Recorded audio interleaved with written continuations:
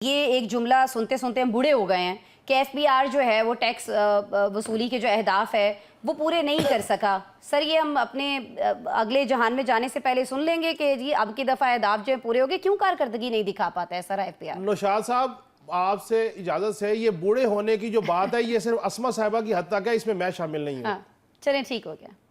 अच्छा, ये मैं तो एक बात आपको बता दूं कि आप पूरी तसल्ली रखिए कि कम से कम ये जो नौजवान हैं जिनका नाम काशिफ रफीक है, इनकी जिंदगी में भी आपको ऐसी बदखबरी सुनने को हरगिज नहीं मिलेगी। ओह ये अच्छा। टैक्स वैक्स वाला जो मामला है ना, ये हम बुनियादी तौर पे वो पंजाबी का एक मुहावरा है जिसमें वो कहते हैं कि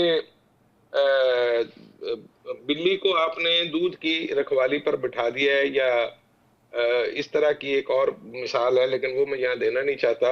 हम्म। तो हम लोगों ने जिन लोगों को टैक्स लगाने का काम दे रखा है, टैक्स वसूली का और टैक्स लगाने का, वो दोनों हरगिज ये नहीं चाहते कि उन दोनों के ऊपर टैक्स लगे या वो अपनी आमदन को पूरा पूरा शो करें और उनके मुताबिक इस पाकिस्तान में टैक्स कल्चर जो है वो परवान चढ़ पाए। टैक्स सही। सिर्फ मेरे आपके लिए है। और आप ये देखिए कि आप एक सुई, एक माचिस से लेके आप एक गाड़ी तक खरीदते हैं, एक जहाज तक खरीदते हैं या टिकट भी लेते हैं, तो उस पे आपको टैक्सेस पड़ते टैक्स हैं। देना पड़ता है, और ये बिल्कुल। टैक्स जो है वो बिलवास्ता तौर पे जो वसूली है वो इतनी ज्यादा है कि बराह रास्त टैक्सेशन का उसके सामने तो कोई हिसाब किताब ही नहीं है। इसीलिए जब कभी हमें पैसों की जरूरत पड़ती है तो कभी हम तेल की कीमत बढ़ा देते हैं, कभी बिजली महंगी कर देते हैं।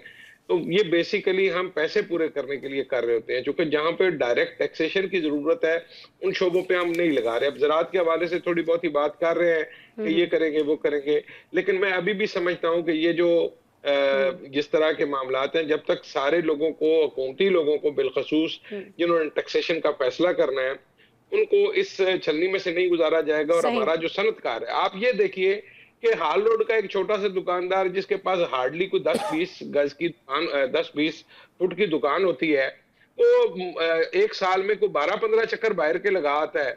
और जब आप उसका टैक्स रिटर्न देखेंगे या किसी लोहारी के ताजर का रिटर्न देखेंगे, तो वो लगेगा साल में 1200 दे रहे हैं, 1500 दे रहे हैं। ठीक तो हो इस गया। तरह आप किधर जाएंगे? आप कहीं नहीं जा सकते। शहजाद साहब, महंगाई में कमी हुई है, मईशत में कुछ माशी अहदाफ जो है उनमें कुछ पेशरफ्त हुई है, लेकिन हम देख रहे हैं कि गवर्नेंस के इशूज़ की वजह से, ये जो नौशाद साहब गुफ्तगू फरमा रहे थे कि महंगाई में कमी के जो असरात हैं वो आवाम तक नहीं पहुंच पा रहे हैं, तो क्या वजह है शहजाद साहब के? सारी चीज़ों पर हुकूमत तवज्जो दे रही है लेकिन गवर्नेंस पर हुकूमत की कोई खास तवज्जो हमें दिखाई नहीं दे रही है। बिस्मिल्लाहिर्रहमानिर्रहीम। बहुत शुक्रिया आसमा। गुजारिश ये है कि हर सियासी जमात का एक मखसूस अंदाज हुआ करता है तर्ज हुक्मरानी का, और उस तर्ज हुक्मरानी के तहत ही अवाम में उनकी पजीराई हुआ करती है और उसके मुताबिक ही उनके दौरे इक़्तिदार के नताइज आपके सामने आया करते हैं।